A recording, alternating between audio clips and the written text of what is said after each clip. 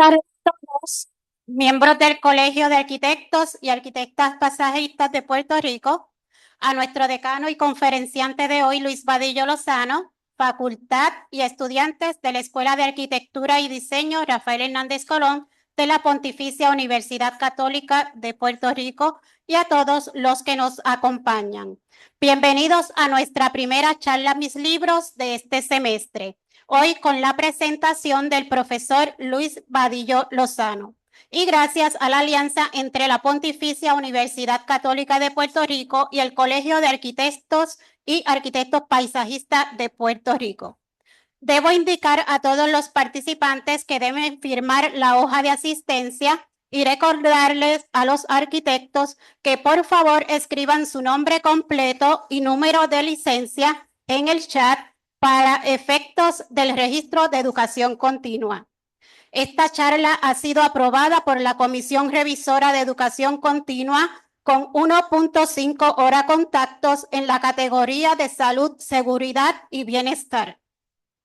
Le pedimos que de tener alguna pregunta, por favor la escriban en el chat y hagan sus apuntes, ya que serán contestadas por nuestro deponente al final de su presentación. En este momento los dejo con nuestra directora de la Biblioteca Caribet, Geraldine Collazo, a quien le agradecemos nos reciba en su espacio y quien habrá de dirigirse a ustedes y dar la bienvenida a todos. Primero que todo, muy buenas tardes a todos. Gracias por asistir. Tengo la biblioteca llena, eso es wow, eso es muy bueno. Espero que esta visita nuevamente se repita y volver a ver esta biblioteca llena como está. Como ya saben, la charla Mis Libros está dedicada hoy a este libro que se llama Filter World de Kyle Chaika. Así que nada, los dejo hoy con nuestro decano, el señor Luis Vadillo Lozano, que les estará hablando hoy pues, sobre el libro que les acabo de presentar. Que tengan todos buenas noches. Gracias, Geraldine. Agradeciendo su participación, les dejo con nuestro presentador en la tarde de hoy, el profesor arquitecto Luis Vadillo Lozano. Muchas gracias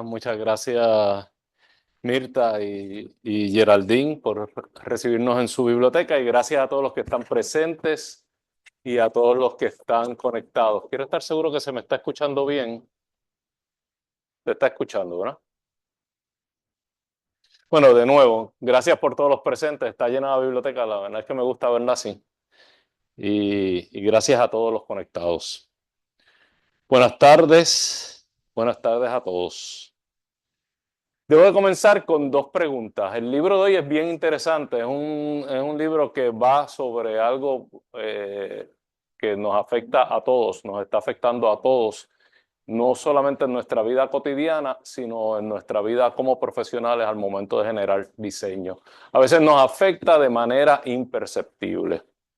Y voy a comenzar con estas dos preguntas, si me permiten. La cultura se experimenta colectivamente. La cultura es un ejercicio colectivo, no es un ejercicio individual. Cualquier ejercicio cultural que nosotros realizamos encuentra fruto en el colectivo. Eso es importante entenderlo, sobre todo para esta charla. Un ejercicio cultural individual que tú no compartas, que tú tengas, pero que no compartas, que te lo guardes para ti, que te lo lleves a la tumba, no hace cultura.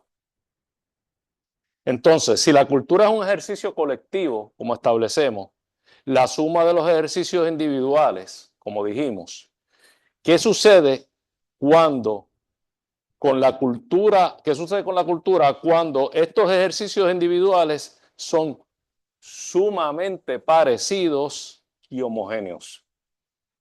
Quiero que guarden esa pregunta y se la lleven con ustedes. La segunda pregunta. El proceso de hacer cultura es uno acumulativo, es repetir y perfeccionar lo que se ha hecho. Nos montamos en los hombros de las generaciones anteriores. Pero eso que repetimos, eso que tratamos de perfeccionar, eso que seguimos y copiamos e intentamos mantener y reproducir, es lo que tuvo éxito. Es lo exitoso. Es lo correcto y lo aceptado.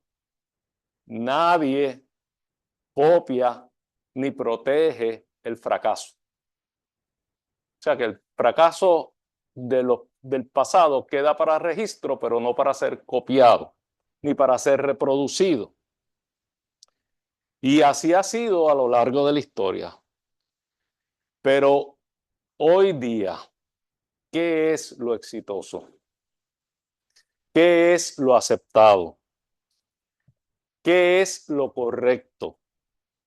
Las redes sociales han distorsionado el éxito y lo exitoso. Se está compartiendo, ¿verdad? Las redes sociales no son meros partícipes de la cultura, son creadores de la cultura. El propósito de las charlas Mis Libros, para aquellos que participan por primera vez, no es necesariamente ir en detalle sobre todos los aspectos del libro, sino es meramente compartir esos libros que hemos leído y compartirles a ustedes las razones por las cuales el libro nos gustó, para estimularlos a ustedes a que lean el libro, para invitarlos a que lean el libro. El libro contiene mucho más de lo que yo voy a decir aquí. Este es un libro de casi 300 páginas que debo decir cómo llegó a mí. Esto fue la recomendación de nuestra hija y yo ciertamente aprecio esa recomendación porque me abrió la mente a un interés nuevo que he comenzado a explorar, y todo este aspecto del mundo digital y de los algoritmos es ciertamente fascinante. Y es fascinante, es particularmente fascinante cómo está moldeando nuestra cultura. El libro se titula, y esto lo debo aclarar, no como mucha gente piensa, Filtered World, o sea, se traduciría mundo filtrado. El libro se titula Filter World, que es mundo filtrante. Y eso es bien importante que lo tengamos en mente, ¿verdad? Porque trata de todo este mundo digital nuevo que, lejos de dejarnos ver todas las opciones, nos filtra las opciones. Es un entorno filtrante, un ecosistema filtrante, lo que se ha creado. Mundo digital filtrante. Les puedo decir que el mundo filtrante es una peligrosa realidad compuesta de simplicidades cotidianas de una humanidad digitalmente hiperactiva, que produce resultados sorprendentemente influyentes, pero bien fáciles de explicar. Es decir, todos sabemos que hay trucos, pero no conocemos el truco. Esto nos recuerda, y muchas personas conocerán este automatón que es históricamente conocido, que se llama el Mechanical Turk o el turco mecánico. Esto viene desde el 1760, y era un muñeco que jugaba ajedrez y que supuestamente le ganaba hasta a los maestros jugando ajedrez. Y nadie sabía cómo era que funcionaba, pero el truco era sencillo. Había un pequeño hombre, jugador de ajedrez, escondido dentro de la caja, y cuando había una movida de piezas arriba, él lo podía ver abajo porque era transparente o traslucente, y entonces buscaba la manera de meterse por dentro del muñeco, que era mucho más grande que él, y hacer la jugada, ¿verdad? Y increíblemente, esto duró casi 100 años sin que nadie lo descubriera. ¿Cuál era el truco? Lucía, como les dije, como un automatón, pero en realidad era un hombre escondido, y se reveló o se desveló la realidad en el 1860.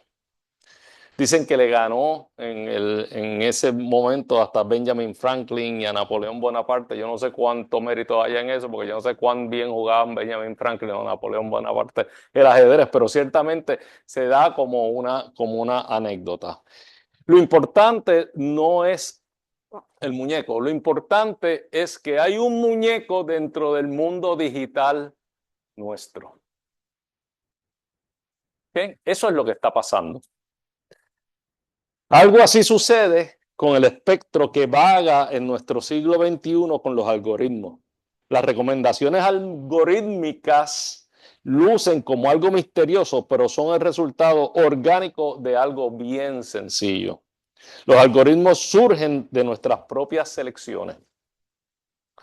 Cuando estamos en Google Search, cuando vamos a las historias de Facebook, cuando escuchamos canciones en Spotify, cuando Netflix o Prime nos sugieren películas, es en base a las que hemos visto o en base a las series que hemos visto, los videos de TikTok, en fin, así todas las redes, Instagram y X ahora, ¿verdad? Pero el problema es que las recomendaciones de los algoritmos terminan encerrándonos y dando forma a nuestra experiencia digital a niveles casi inexplicables. Pero antes de avanzar mucho, respondamos la pregunta básica. ¿Qué es un algoritmo? Bueno, un algoritmo es cualquier ecuación o fórmula o conjunto de reglas que produce un resultado deseado. Los algoritmos han coexistido con el ser humano desde que se diseñaron las técnicas o procesos con el fin de obtener resultados deseados.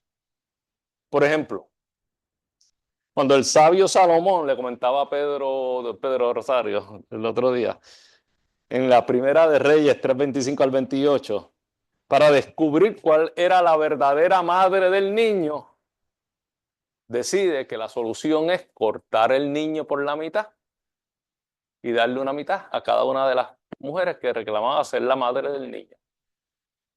Fue obviamente una estrategia diseñada, fue un algoritmo para obtener el resultado deseado. El resultado deseado es que la verdadera madre, por el amor a su hijo, decidió que no se cortara el niño y se identificó a la madre. O sea que eso fue un algoritmo. Eso fue el rey, el sabio Salomón, aplicando un algoritmo relativamente sencillo.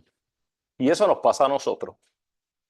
Mientras navegamos en las redes y actuamos, seleccionamos u opinamos de inmediato en forma orgánica, se comienza a crear un paisaje digital que es en parte construido por nosotros mismos, por nuestras búsquedas y expresiones, que termina encerrándonos, mostrándonos un solo ángulo de la realidad y por tanto moldeando nuestra percepción, nuestra opinión y nuestras reacciones, así como nuestras preferencias.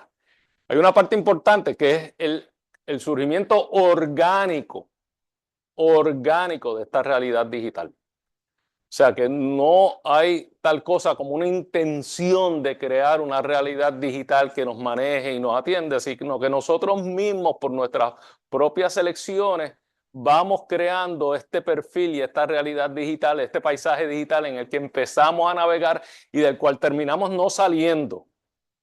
Y lo sabemos, ¿verdad? Lo sabemos, porque cada vez que abrimos nuestras redes nos salen las mismas cosas. Las redes sociales se han popularizado sobre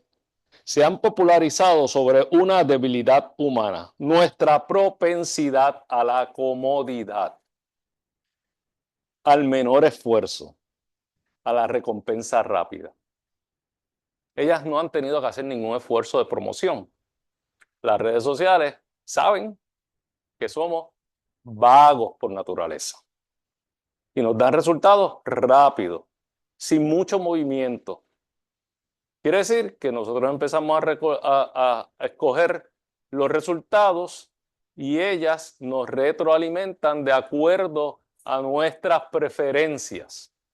Ojo, que esto llega a la arquitectura. Por lo que muy a nuestro pesar, en este mundo ingrávito digital, los algoritmos rigen y siempre ganan. Y ganan porque son un desdoblamiento nuestro, de nosotros mismos. Somos nosotros filtrados. Somos nosotros con gringolas digitales. Empezamos a construir unas gringolas digitales donde empezamos a ver solamente aquellas cosas que las redes identifican que son nuestras preferencias y por lo tanto nos alimentan por el mismo lado con las mismas cosas. Nos sentimos cómodos con ellos y entre ellos, entre los algoritmos, porque somos nosotros. Es fácil cuando no nos cuesta aceptar que nosotros mismos somos los partícipes de estas matrices y por lo tanto estamos en casa. I feel at home. Pero si nuestras elecciones fueran las únicas, y aquí viene el peligro y comienza a complicarse la cosa, que construyen algoritmos, el problema no sería tan grave, ya que quedaríamos nosotros con nosotros mismos, sin progresar, estancados, como está sucediendo, pero estaríamos nosotros con nosotros sin mayores influencias, pero no es el caso. Resulta que las redes sociales se alimentan de miles, cientos de miles y millones de personas que también establecen sus preferencias. Por lo tanto, el panorama se agrava cuando centenas de miles y millones de selecciones de otros contribuyen a las matrices de opinión que llegan hasta nosotros y terminan convirtiéndose o imponiéndose en nuestras preferencias. Ahí cambió la cosa. Ahí la situación cambió. Ya no es tan fácil, ya no son nuestras preferencias. Ya comienzan a ser las preferencias de millones o trillones de selecciones que ocurren constantemente, no en periodos de años, ni de meses, ni de días, en periodos de segundos y de minutos. O sea que se empieza a conformar un paisaje digital que nos va a influenciar y que ya no dominamos. Las redes sociales te hacen fácil que te quedes en el consumo de lo que prefiere la mayoría, lo que acepta la inmensa mayoría, por lo que terminamos no atendiendo un universo de opciones, sino muchas veces dejando de lado y sin ver ni tan siquiera saber que existen alternativas. Esto nos limita a la exposición de alternativas que nunca veremos porque nunca podremos escogerlas y estaremos bajo el control de un mundo filtrante. Quiere decir que poco a poco las selecciones de todos, las preferencias de todos, te van a dejar ver solamente una cara del mundo, una cara de la realidad o una cantidad limitada de la realidad. Mundo filtrante es el título del libro. Cuando entras a participar por primera vez en un ambiente digital nuevo para ti, no lo encuentras limpio. Ojalá y lo encontraras limpio, pero no lo encuentras limpio de algoritmos. Por el contrario, los millones de usuarios que participan en él antes de que tú llegaras ya han establecido tendencias y por tanto todo lo que encuentras es una oferta filtrada por esas preferencias. Ya de entrada tú no lo vas a ver todo, vas a ver una oferta filtrada por todas estas selecciones que han habido, millones y trillones de selecciones que han habido antes de que tú entres a participar. El peligro es que la cultura popular convierte las preferencias en tendencias y las tendencias en reglas. Las preferencias en tendencias y las tendencias se terminan convirtiendo en reglas o aceptando como reglas. El mundo filtrante es uno homogéneo, ausente de opciones o alternativas. Es el mundo del sameness. Y esto es uno de los términos que incluye el libro y que yo decidí, es quizás el único término que yo decidí no traducir al español, porque ciertamente la palabra en inglés es tan fuerte, el término es tan fuerte que preferí dejarlo. Pero si hago el intento de traducirlo, diría que es el mundo del todo igual. Todo igual. Por ejemplo, IKEA. Por ejemplo, Zara. Por ejemplo, Banana Republic. El mundo del the one fits all. Ese es el mundo que estamos viviendo. Una cosa nos sirve a todos. Aquí el autor menciona un ejemplo que luego usa extensamente y repite extensamente. Una de las cosas que si yo voy a criticar el libro por algo, voy a criticarlo porque 300 páginas eran innecesarias. Yo creo que pudo haber escrito el libro en 150 páginas y hubiera sido suficiente, hubiera dicho lo mismo. Y una de las cosas que hace es que repite, en mi opinión, en demasiadas muchas ocasiones, pero no es que sea incorrecto. Un ejemplo, que es el ejemplo de los coffee shops. Los coffee shops, que son los Starbucks looks alike. Todos los coffee shops que se parecen a Starbucks. Entonces, en todas las ciudades del mundo, él dice que él viaja por el mundo entero y él es un amante del café y busca coffee shops y todos los encuentra iguales. Siempre hay un coffee shop igual. Siempre las mismas lámparas, los mismos muebles. Las fotos que ve con el café son los mismos. Pero él dice más. Cuando llego al coffee shop, lo encuentro lleno de mí. Encuentro un montón de gente como yo, con sus laptops abiertas, tomándose el café, disfrutando un espacio que es conocido para mí, aunque sea en Indonesia. Ese es el espacio que yo conozco. Y ese es el mundo que se va haciendo, el mundo del sameness, el mundo igual, el mundo del todo igual. El mundo filtrante te va a dificultar encontrar entonces alternativas auténticas, las cuales por falta de patrocinio eventualmente van a desaparecer. O sea que se va afectando el mundo real. El mundo digital va afectando el mundo real, porque entonces por falta de promoción, por falta de búsqueda, por falta de interés del público, aquellas otras que eran alternativas auténticas terminan fracasando, terminan cerrando y terminan desapareciendo. Entonces, terminan no existiendo. O sea que sameness feels unescapable. Con el mundo digital parece que el mundo del todo igual parece que va a ser inescapable. Poco a poco nos percatamos de la fuerza de los algoritmos, al grado que ajustamos nuestros propios perfiles para recibir ¿qué? Para recibir likes. Nuestras propias reacciones para tener seguidores. Y nos ajustamos a las tendencias.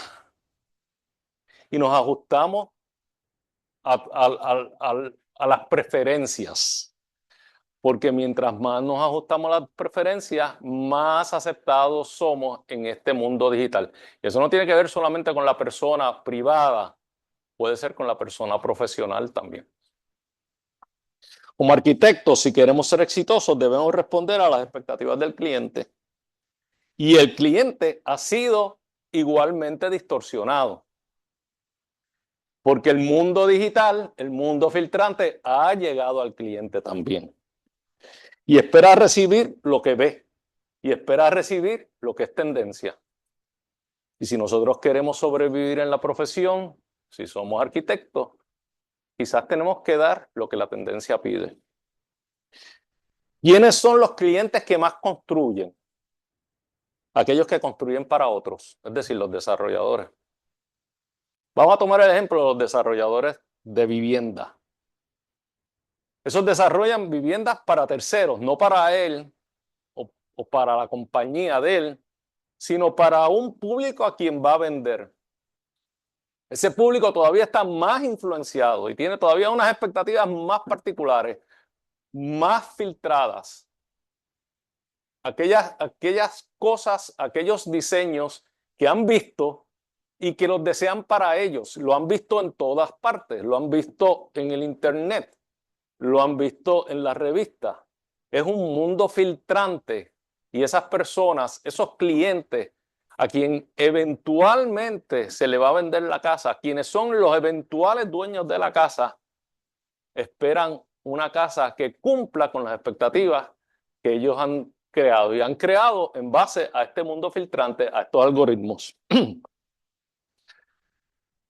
¿Existe escapatoria a no complacer las expectativas de estos otros? ¿Podemos nosotros como arquitectos escaparnos y decir yo no voy a cumplir con esas expectativas? Yo voy a hacer mi diseño libre. Sí, existe. Existe la renuncia. Tú puedes renunciar. Siempre como arquitecto te queda la opción de decir no voy a hacer el proyecto o no voy a hacer ese diseño, pero tienes que asumir las consecuencias. Y esto se va poniendo peor y se va complicando más, porque todavía, y lo vamos a ver más adelante, existe una generación de nosotros que no crecimos en algoritmos, pero existe una generación que no solamente está creciendo en algoritmos, sino que están siendo criados por los algoritmos y sus clientes están siendo criados por los algoritmos. ¿Ok? Las aspiraciones de los muchos terminan lógicamente imponiéndose en el mercado. Tú no harás el proyecto por tus razones éticas, pero alguien lo va a hacer. Y cuando el proyecto se hace y se construye, fortalece los algoritmos. O sea que tú te quedaste fuera del cuadro, te quedaste fuera de la foto, pero el proyecto no. El proyecto alguien lo hizo. Los algoritmos igualan y uniforman nuestro entorno, resultando en lo que el libro llama la cultura plana. ¿Qué es la cultura plana? Donde la individualidad comienza a ser cada vez menos apreciada, por lo que es cada vez menos factible. Hablemos un poco corto, de cómo evolucionaron los algoritmos para ver a dónde estamos llegando. Los nuevos motores de influencia, las redes sociales, escogen mostrarte primero lo que ya has buscado o relacionado con lo que has buscado o lo que la mayoría billonaria de usuarios ha buscado. Su único propósito es que tú permanezcas en su red y que retornes a su red. Al comienzo de las redes, el contenido se ordenaba de manera más o menos cronológica. Es decir, resultaba en una búsqueda aburridísima, porque las primeras reacciones, las más antiguas, estaban más abajo y las más recientes estaban más arriba. Quiere decir que tú tenías que hacer un scrolling, buscar las reacciones, y era aburrido y por lo tanto no eran tan populares. Pero esto cambió con el aumento de millones y hasta trillones de visitas y reacciones. Causaba un problema de falta de interés que afectaba la popularidad de los medios tales como Facebook, Instagram y el entonces Twitter, ahora X. Pero en el 2010 todo cambió. El contenido se comenzó a ordenar en base a su popularidad, a sus likes y a sus visitas.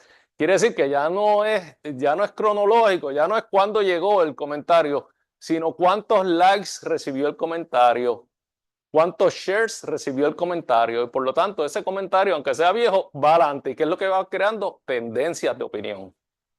Tendencias de opinión, porque te lo vas a encontrar siempre. Aunque entres ahora, ese comentario que tiene muchos likes, que tiene muchos shares, te lo encuentras en cuanto entras. Y fue entonces que todos comenzamos a ver lo mismo. Todos comenzamos a ver lo mismo. Fue a partir del 2010, miren tan poco tiempo que hace de esto, que todos comenzamos a ver lo mismo. Inescapable.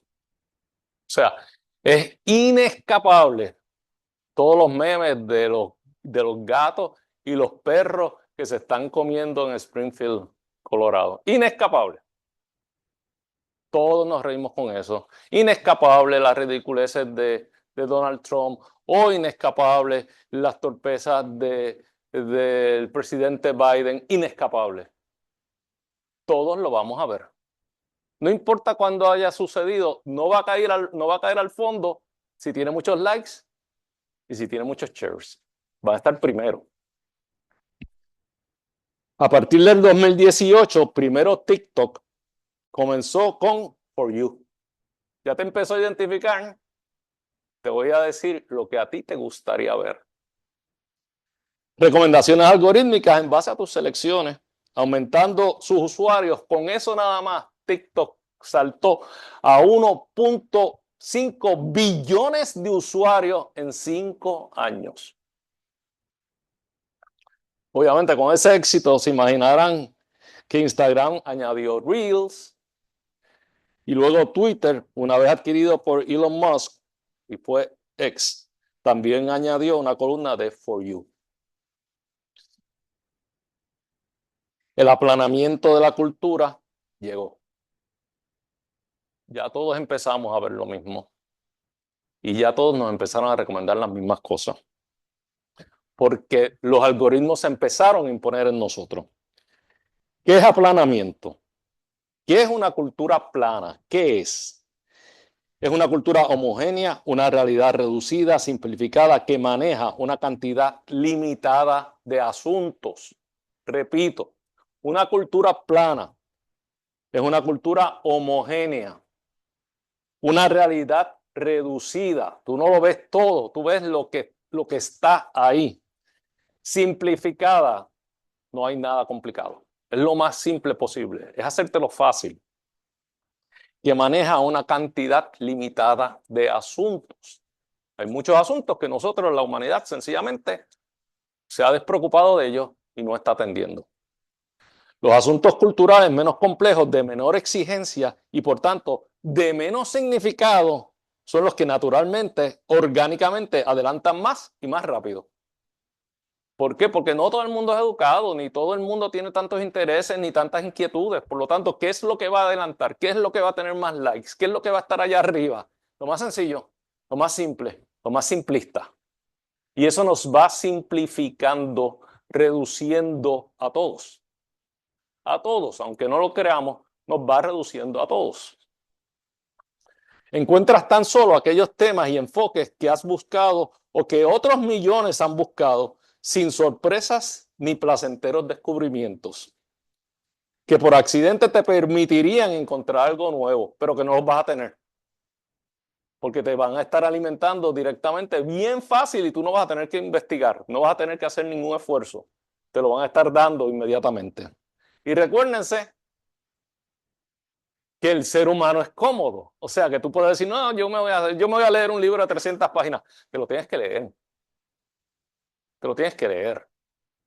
No es cómodo, no es fácil. Es más fácil ver Facebook, es más fácil ver Instagram, ¿verdad? Es más fácil pegarse a TikTok, es mucho más fácil. Encuentras tan solo aquellos temas y enfoques que has buscado o que otros trillones o millones de personas han buscado, sin sorpresas ni placenteros descubrimientos que por accidente te permitiesen encontrar algo nuevo y por tanto te permitiesen ser diferente, que no lo vas a hacer, pensar diferente y en nuestro caso de arquitectos, ser verdaderamente creativos. Cuesta trabajo explorar. La exploración te saca de tu zona de confort. Pero ¿qué sucede si no exploramos? No hay descubrimiento. Si tú no exploras, no descubres. Y estas redes sociales no te invitan a explorar. Te invitan a surfear, no a explorar. No hay descubrimiento. Toda exploración requiere trabajo, provoca incomodidad.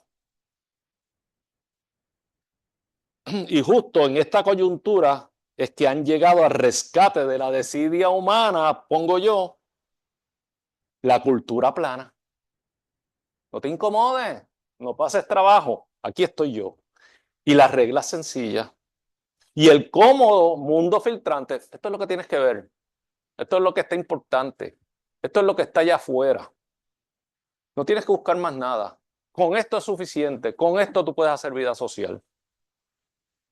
Ambos, la cultura plana y el mundo filtrante, son hijos de los algoritmos, los cuales lamentablemente con su gentileza con el ser humano están acabando y matando la serendipia. La serendipia. La serendipia, que es el hallazgo valioso que se produce de manera accidental o casual. El serendipity en inglés. Serendipia en español. Se está acabando. No lo estamos haciendo. Y es la única manera en que tú podrías hallar algo valioso de forma intelectual. Como yo le digo a mis estudiantes, como le digo tantas veces a mis estudiantes, una cosa es buscar en internet y otra cosa es hojear un libro. Cuando tú buscas en el internet, tú buscas de manera puntual, tú escribes un tema y de manera puntual te va a salir la información de ese tema, pero estás dejando a un lado montones de opciones que ni tan siquiera estás mirando. Cuando tú, en cambio, revisas un libro, hojeas un libro, puedes encontrar alternativas que tú no tenías en tu mente y que vas a encontrar por serendipia, por accidente, por un feliz accidente. La serendipia está muriendo a mano de los algoritmos. La globalización del algoritmo. ¿Qué nos ha pasado? ¿Cómo pasó esto?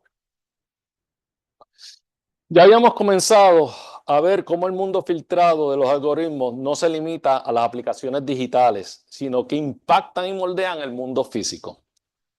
O sea, terminan impactando las modas, las comidas, los destinos, los restaurantes chinos, los Irish pubs, los Starbucks looks alike, los Airbnb, los hoteles y más peligroso aún, y este es el más peligroso de todos, Google Maps. La búsqueda que todos hacemos en Google Maps es filtrada y dirigida y construye una visión plana y homogénea de nuestro mundo. Cada vez que tú vas a buscar en Google Maps, las sugerencias que te empieza a dar Google Maps en términos de restaurantes o de lugares, va a depender de las búsquedas que has hecho anteriormente o de las búsquedas que trillones de personas, billones de personas han hecho anteriormente. Y te van a salir los hoteles que se han buscado, los restaurantes que se han buscado, los lugares que se han buscado. Y para colmo, te les dan un rating para que tú sepas. Un rating que no diste tú, de lugares que tú no conoces, que no has conocido, pero que te está filtrando tu percepción del mundo. Ya en el siglo XXI, en el siglo XIX comienzan los reclamos de una peligrosa homogeneidad. Esto es importante. Esto no ha comenzado ahora. Ya desde el siglo XIX se hablaba de esto, pero obviamente coge mucha más fuerza en estos momentos. ¿Cuándo surge en el siglo XIX la peligrosidad? Pues miren, el sociólogo francés Gabriel Tarde escribió un libro que se llamó The Laws of Imitation. Y fue en el 1890 cuando de verdad el tren se había convertido en un sistema de transportación realmente fuerte, cuando él dice: el ser humano tiene una capacidad de trasladarse ahora rápidamente cientos de kilómetros en esta cápsula para llegar a un lugar por un periodo corto de tiempo, y ese lugar entonces comienza a hacer una oferta de amenidades, restaurantes, hoteles, whatever, que tienen que ser rápidamente aceptados por este individuo que tiene poco tiempo. Es una parada. Quiere decir que él no tiene tiempo para aprender. Él tiene que entrar y sentirse en casa. Por lo tanto, los lugares empiezan a repetirse y empiezan a ser iguales. Esto llega, obviamente, después a los expresos en los Estados Unidos, y tenemos los Burger King, y tenemos los Kentucky Fried Chicken, y tenemos todos los fast foods, todos iguales, sin ninguna diferencia, o tenemos los hoteles que son todos iguales y aún no se recuerda ni en qué hotel estuviste, en cuál de los inns estuviste, porque todos son iguales, ¿verdad? O sea que el mundo se aplanó con la transportación. Puedes viajar cientos o miles de kilómetros y ves lo mismo, el sameness. ¿Cuáles son los 3 pasos de los apps? El primero, los sistemas digitales promueven lugares parecidos que cuadran con tus likes, con tus hits o con los likes y los hits de la inmensa mayoría de la gente. Eso es lo que te van a presentar. Segundo, la gente los visita, toma fotos, lo levanta en sus redes y aumenta el poder del algoritmo. Tercero, y esto sí es horrible, se repite lo mismo, todo igual en todas partes y resulta en una estética homogénea, impuesta por los algoritmos de millones y billones de likes que esconden todo aquello que es diferente. Lo diferente no lo vas a ver. O no lo vas a ver a tiempo, no lo vas a ver antes de que quiebre, no lo vas a ver antes de que cierre, no lo vas a ver antes de que desaparezca. Por lo tanto, el mundo digital influenció y modificó el mundo físico. Llegado el momento, sin saberlo, has creado un perfil en base a tus selecciones. En los medios digitales te predicen algorítmicamente. Por tus rutinas te predicen. Por ejemplo, Google Maps predice a dónde tú vas. Yo les voy a contar algo bien sencillo. Ustedes saben que yo vengo todos los días, pero los viernes Pilarín, mi esposa, viene y da clase aquí. Todos los viernes cuando Pilarín termina la clase y yo termino en el decanato, salimos de aquí, de Ponce, hacia Guaynabo, donde es nuestra residencia, y paramos todas sin cambiar casi nunca, todas las veces en el mismo restaurante en Caguas antes de llegar a casa. Nosotros nos sentamos en el carro, prendemos el carro y el GPS del carro nos indica la dirección del restaurante y cuánto tiempo nos toma llegar. Lo sabe. Sabe a dónde vamos y me cierra toda una ventana de oportunidades de otros restaurantes donde yo pudiera ir, al grado de que yo pienso que nosotros no vamos a ningún otro restaurante porque así lo establece Google Maps. Yo no sé ni si hay restaurantes en Calle, yo no sé si pudiera haber otros restaurantes en Caguas que yo preferiría, yo no sé si a lo mejor yo me podría quedar en algún sitio en Juana Díaz. No, eso no existe para mí. Yo sigo instrucciones, yo me monto en el expreso y voy al restaurante y sé exactamente en cuánto tiempo voy a estar. Llegado el momento, sin saberlo, hemos creado ese perfil. YouTube e Instagram van a sugerirte lugares que deben gustarte. O películas o programas que deben de ser de tu preferencia. Finalmente, más que tú encontrar a los sitios te encuentran a ti. Y eso no solamente es en Puerto Rico, es en todas partes, a todas partes que tú viajas.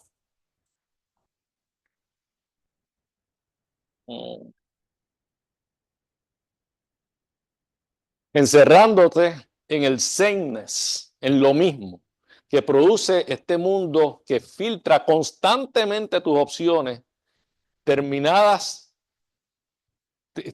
por pensar que esas son todas las opciones que existen y las únicas alternativas disponibles.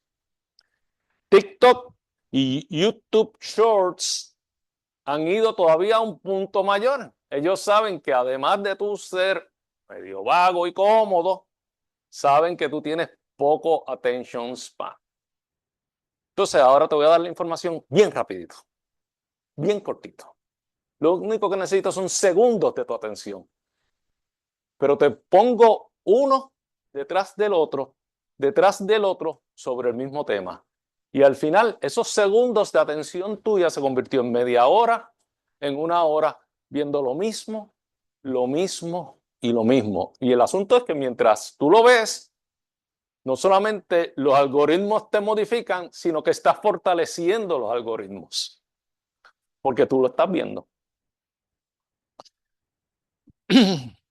Te bombardean con más de lo mismo, limitando tu visión, limitando tu tiempo, ocupando tu tiempo y limitando tu visión a un mundo que es mucho más amplio que todo eso. Los algoritmos y el diseño. Todo lo anterior aplica al diseño. El mundo es consumidor de arquitectura y la arquitectura es uno de los objetos más valiosos que podemos adquirir. Las nuevas generaciones de arquitectos, no son todos ustedes, no son criados en un mundo de algoritmos, son criados por algoritmos.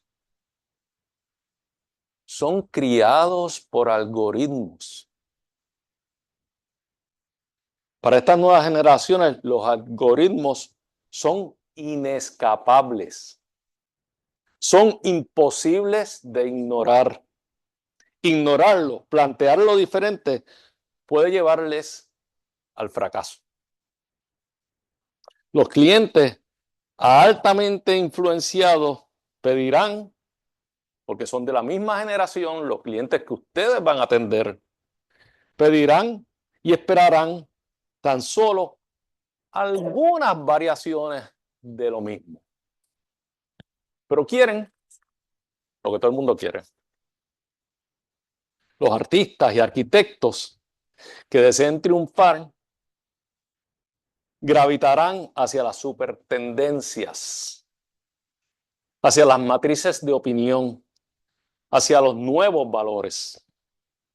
Explorar lo diferente es exponerse a la quiebra, a la falta de reconocimiento de un mundo en el cual la aceptación, el ser aceptado, es la meta diaria y la búsqueda constante. Ahora sé que muchos de los que estamos aquí, o quizás algunos de los que estamos aquí, o de los que me están escuchando y están conectados, a quienes agradezco, pensarán que están por encima de todo esto y que no participan de estas distorsiones.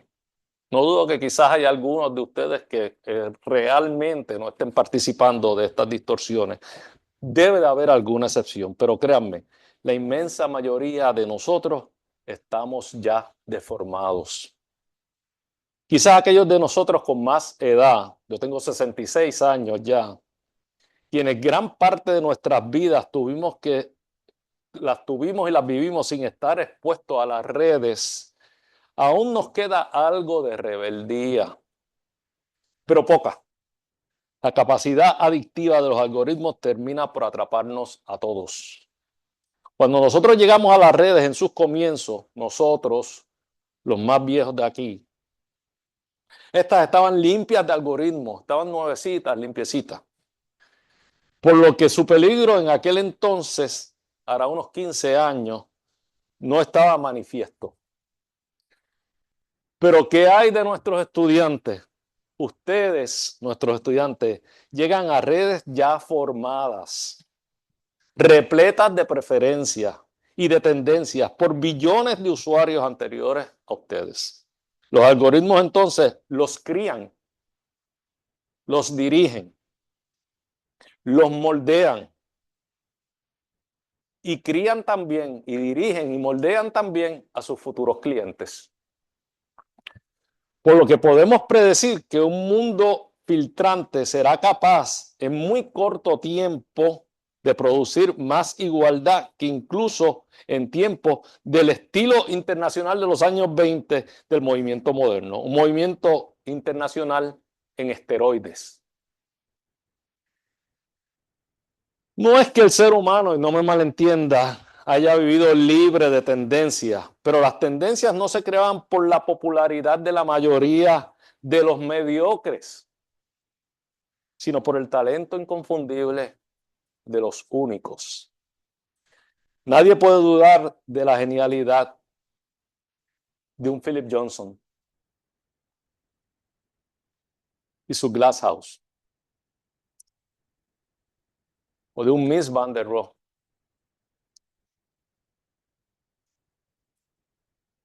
¿Se convirtieron en tendencia? Ciertamente se convirtieron en algoritmos ellos. pero fue por su genialidad. ¿Se convirtieron en tendencia? Sí. Esto no es ninguno de ellos. Esto no es ninguno de ellos. Esto no es ninguno de ellos. Esto no es ninguno de ellos. Ellos se convirtieron en algoritmos,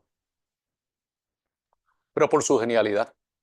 Pero más importante aún, estos genios convivieron con otros y coincidieron y todos podían ver y optar por alternativas, como por ejemplo el modernismo orgánico de Frank Lloyd Wright. Estas son todas residencias de la misma época, que convivieron unas con las otras.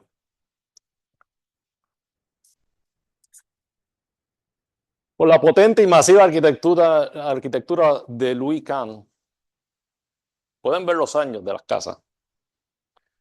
O más radical aún, el brutalismo de Carlos Scarpa. Eran opciones disponibles en aquel entonces y no escondidas, frontalmente en encuentro y en conflicto, todas con defensores y seguidores, cosa que no sucede hoy en día. Esa es la gran diferencia. Donde la opción es casi imperceptible, inexistente. Para aquellos que aún convencidos o no convencidos de lo que le estoy diciendo, le voy a recomendar un libro que apenas comienzo a leer, digo, no apenas a leer, no, a escuchar. Llevo 2 días escuchando y que está muy bueno y que enfatiza más sobre estos principios. Y es por el columnista del New York Times, Thomas Friedman, y que se llama The World is Flat. Está buenísimo el libro, lo pueden buscar. Apenas voy, creo que por la mitad tendría que verlo porque no lo he visto físicamente todavía. Tengo que mandarlo a pedir ciertamente para evitar la comodidad, para salir de la comodidad. Siempre hubo modas, no me confundan, y siempre hubo tendencia, pero nunca antes habían tenido la clara oportunidad estas tendencias de convertirse en opciones únicas, sin alternativas. Nunca antes había habido tanta gente con capacidad de acceder a tanta información igual acerca de las mismas cosas con un mismo enfoque. Con el surgimiento de la fotografía, el filósofo alemán Walter Benjamin en 1892 escribió un ensayo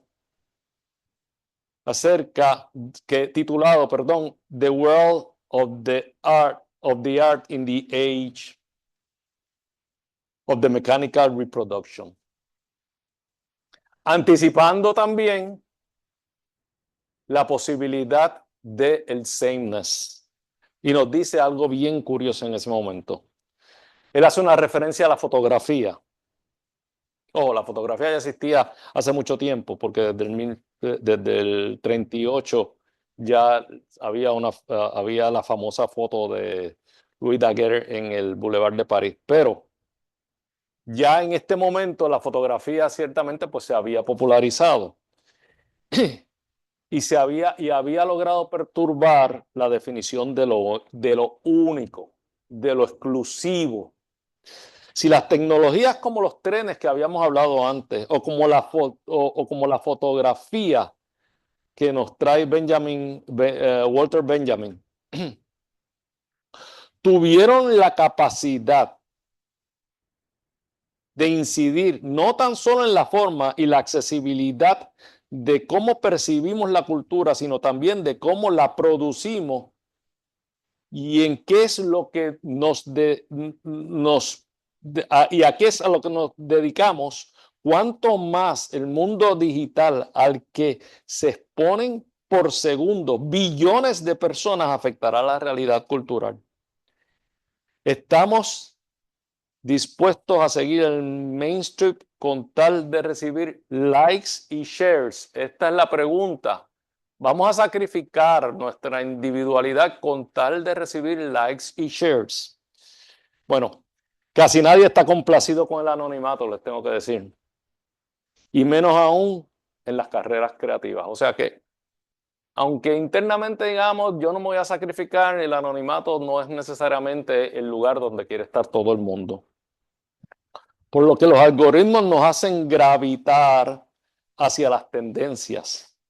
Los movimientos se universalizan, convirtiéndose en una arquitectura de estilo internacional, como dije anteriormente, en esteroides. La triste realidad es que la homogeneidad, y con esto termino, la planicie cultural están produciendo un camino que va a dominar, a ser dominado por este mundo filtrante. Nunca antes el ser humano había estado conectado y pendiente a los otros, a extraños, por un promedio de más de 3 horas diarias, recibiendo un bombardeo de información repetitiva, coincidente y homogénea. Este libro concluye, y ya con esto concluyo también, con un llamado a la rebeldía. No sin antes advertir que la rebeldía puede, primero, resultarnos costosa, al no responder a los gustos o preferencias consensuadas mundialmente. Segundo, la rebeldía, que conlleva esfuerzo y por tanto trabajo y más costo, puede resultar demasiado en esta realidad nuestra tan apretada en calendario. Puede consumir demasiado mucho tiempo y de energías. La alternativa y mantenerse alejado de la preferencia general y unirse y no unirse al mainstream puede resultarnos bastante doloroso. Y doloroso también, ya que puede dejarte lejos de la conversación y fuera de la fotografía. Pero si escogemos conscientemente ignorar y mantenernos fuera de los algoritmos, si escogemos visitar lugares no recomendados, comer lo diferente, habitar y diseñar la antítesis, y si convencemos a otros de así hacerlo, entonces estaremos haciendo una aportación a la diversidad cultural. La realidad es que no es posible ya deshacernos de los algoritmos. Por lo menos esa es la conclusión que yo llego. Pero lo que sí es posible es confundirlos. O sea que el libro nos da algunas opciones. Primera opción. Crea el hábito de cambiar constantemente tus búsquedas. Cambia. No busques lo mismo. Cambia tus búsquedas. Confunde el algoritmo. Segundo, limita tus likes y shares a los tópicos o personas o estilos más seguidos. No te unas al grupo. Segundo, busca y apoya al pequeño y no permanezcas ni insistas en los mismos. Cuarto, visita lugares nuevos o usa rutas diferentes. Que Google Maps se confunda. Esto no tan solo desconcertará a Google Maps, sino que además te permitirá a ti descubrir todo un universo que está fuera del beaten path, fuera de lo que todo el mundo ve. Y quinto, comienza a hacerlo diferente y haz una costumbre el cambio de intereses. En la arquitectura, aplica una técnica similar. Busca y aprende de aquel que practica fuera de la luz y de las revistas. Segundo, cuando diseñas, plantéate lo opuesto a esa primera idea preconcebida, la cual seguramente es producto de algoritmos que tienes en tu subconsciente. Tercero, asegúrate de que tu proyecto responda a la solución del problema y no a la búsqueda de la cubierta de la revista. Les tengo que invitar a todos que salvemos la serendipia. Hagamos un esfuerzo. Muchas gracias. Gracias por estar aquí.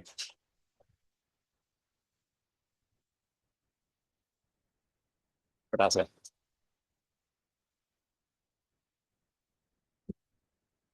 No sé si hay... Gracias, Ajá. Luis Vadillo, por tan excelente presentación. La hemos disfrutado muchísimo. Antes de pasar a la sesión de preguntas, quisiera expresarle que el libro que ha presentado usted hoy ha sido de mucha inspiración para todos, enseñanza y conocimientos que sin duda encontrará a través de su completa lectura. De verdad. Una historia e investigación de un mundo gobernado por algoritmos al que nos hemos acostumbrado casi desapercibidamente como una nueva normalidad. El hecho de que nuestros gustos, comportamientos y emociones estén gobernados por computadoras, aunque conveniente, pone en tela de juicio las influencias en la cultura que consumimos y también en la cultura que se produce. Nos lleva a pensar en qué sucede cuando la compatibilidad reemplaza al desorden, a la innovación y a la creatividad, las cualidades que nos hacen humanos. Muy interesante libro. Gracias. Será uno de los próximos a leer de todos los participantes de hoy. Procedemos con la sesión de preguntas. Si alguien tiene alguna pregunta, puede acercarse. Pregunta. Sí. Ok. ¿Tienes? Sí, da. Sí. Ok, perfecto. Bueno, gracias por la conferencia. Prometo no hacer una pregunta complicada. Es curioso, pareciera que el mundo digital, las redes sociales actúan como este equivalente del Deus ex machina, que es una estrategia literaria que se utilizaba al identificar algo, la intervención de un Dios que puede modificar o transformar la narrativa o la trama de una historia, ¿no? Pareciera que el contenido del libro sugiere que estamos ante el fin de la historia, es decir, que no tenemos la capacidad de poder producir nuevos acontecimientos históricos, inclusive como nosotros tenemos la incapacidad de producir nuevas formas de modernización que pueden desarrollar una experiencia vivida y esa experiencia vivida hace una reacción artística y cultural, ¿verdad? Que en este caso es la manufacturación o la automatización de la cultura plana proyectada del mundo digital al mundo real. Pareciera como si nosotros somos residuos y que proyectamos el contenido del espacio digital y luego este nos condiciona a nosotros. Hablaste sobre la serendipia. En el contexto del acto creativo en arquitectura, ¿cómo tú crees que se puede dar el acto creativo más allá de simplemente ser radicales, decir no voy a seguir la tendencia, pero qué implica eso? ¿Qué implicaría la concepción de la arquitectura? ¿Significa volver un retorno a prácticas que por un siglo ya no estamos tan conectados a la creación de orígenes o conceptos como podía darse en el siglo XIX, porque no había estas referencias? Ahora estamos ante un mundo lleno de referencias en donde no tenemos ni que pensar, tenemos que coleccionar y hacer estos cadáveres exquisitos. Me pregunto cómo, claro, para beneficio de los estudiantes y para nosotros, cómo se concibe la idea de arquitectura en el siglo XXI. Sí, yo no creo tener la respuesta a esa pregunta de manera tan clara. Y te agradezco la pregunta. Yo sí coincido contigo que estamos en un mundo lleno de referencias, pero de referencias todas muy parecidas. O sea que yo no sé cuál es el grado de variedad de esas referencias. Mi impresión es que cada vez son más similares y por lo tanto hacer una insistencia en una búsqueda con los propios mecanismos que nos están atrapando es una batalla perdida. A mí me parece que vamos a caer en lo mismo y no vamos a producir lo diferente. No vamos a lograr el efecto de la serendipia. Yo creo que tendríamos, y tú lo sugieres, que volver a unos procesos de investigación diferentes en los cuales yo encuentro una gran resistencia en las nuevas generaciones. Tengo que decirlo y me perdonan los estudiantes que están aquí, pero yo encuentro una inmensa resistencia a una verdadera investigación. Y solamente en la investigación difícil, en la que conlleva trabajo, en la que te obliga a leer, es que tú vas a encontrar la alternativa. Y a mí me parece que es en tratar de encontrar la alternativa. Y la alternativa tiene que ser viable, tiene que ser buena, tiene que resultar, tiene que atender el problema. Pero solamente en la búsqueda más profunda, mucho más allá que lo que últimamente estoy percibiendo, solamente en ella vamos a poder lograr avanzar. Si no, si va a haber avance, posiblemente no. Posiblemente caigamos en una realidad en muy pocos años, en donde estemos repitiendo lo mismo y las mismas fórmulas. Y digo yo muy pocos años porque no solamente el estudiante actual está siendo criado por los algoritmos, sino como dije en la charla, sus clientes están siendo criados por los mismos algoritmos. O sea que sus clientes van a pedir lo que ellos van a dar. ¿Cuándo va a surgir la diferencia? No sabría, a menos que haya un esfuerzo real de romper con esas tendencias. Tiene que haber un esfuerzo, tiene que haber una actitud de rebeldía. ¿Puedo formular otra pregunta? Mm. Esta es un poco más sencilla. ¿Esto implica que estamos ante la muerte de la arquitectura? Yo creo que puede implicar que estamos cerca no de la arquitectura, de los artes de las profesiones creativas en términos generales.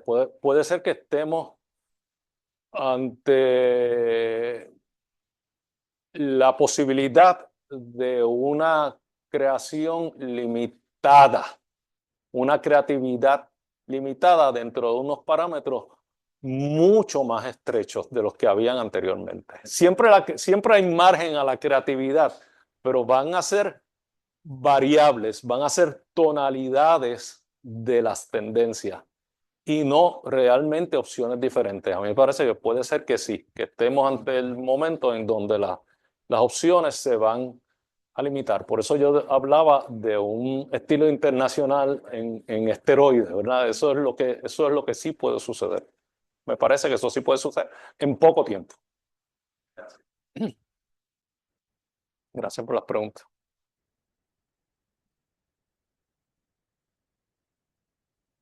Bueno, pues saludos a todos, en especial agradecimiento al decano por la presentación del libro.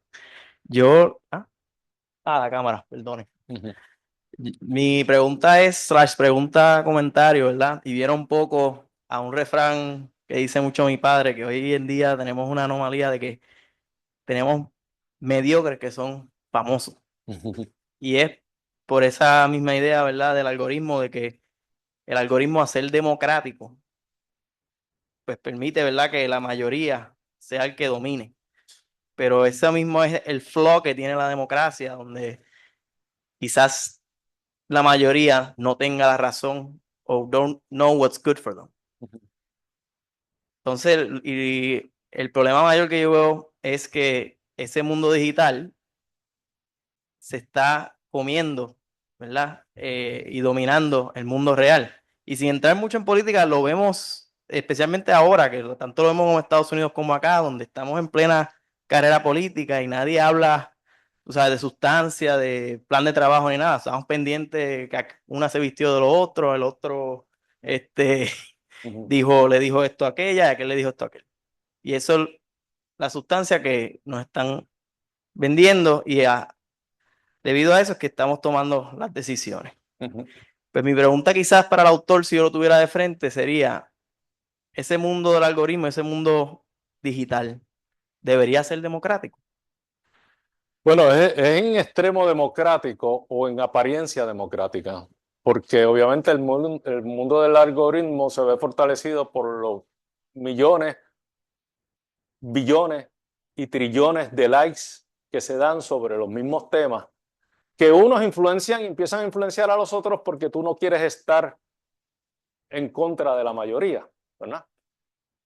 Pero el otro día escuché no un refrán, pero un adagio bien sabio que dice: ¿cómo es posible, hablando de las moscas alrededor de la basura, cuando tú tienes cientos y cientos y cientos de moscas volando alrededor de la basura, te dicen, no pueden estar cientos de moscas equivocadas, la basura no puede ser tan mala, porque hay cientos de moscas volando alrededor de la basura? Pues ¿saben qué? Sí, están todas equivocadas.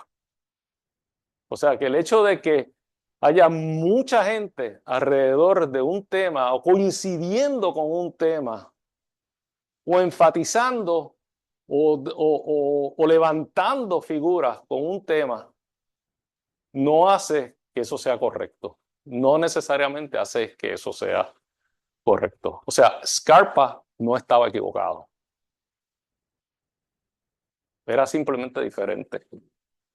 Aun cuando no haya tenido el potencial de convertirse en un algoritmo como sí lo tuvo Philip Johnson. O sea que está bien, pero las dos cosas coexistían y se permitía la existencia de ambas. Lo que pasa es que ahora no es que no se permita, es que un Scarpa no se vería. Tiene que estar en algún sitio, posiblemente muerto de hambre. Con toda posibilidad muerto de hambre, con toda posibilidad sin contrato, con toda posibilidad sin ser considerado por nadie para nada. Esa es la realidad. Esa es la realidad de este mundo que tú bien defines como un mundo democrático, pero es una democracia sobre lo mismo, sobre un menú de opciones sumamente limitado. O sea, si antes tú tenías 100 y ahora tú tienes 5, pues obviamente esas 5 van a ser más populares, porque todo el mundo se está repartiendo entre muchas menos opciones, porque las otras van desapareciendo, no existen, no las están viendo. Y no las están viendo los usuarios de las redes asiduos, y no las estamos viendo nosotros tampoco. Empezamos a no verlas, empiezan a desaparecer. Y ojalá y lleguemos a tiempo de poderlas salvar, porque posiblemente cuando desaparezcan no hay ni el tracto para recogerlas, ni el tracto para reconstruirlas. Ese es el problema. Entonces la diversidad cultural se pierde. ¿Alguna última pregunta? ¿No? No sé si había preguntas en la gente conectada. Al momento no. Perfecto. Bueno, pues gracias. Gracias a todos por estar aquí. Gracias por habernos acompañado, a aquellos que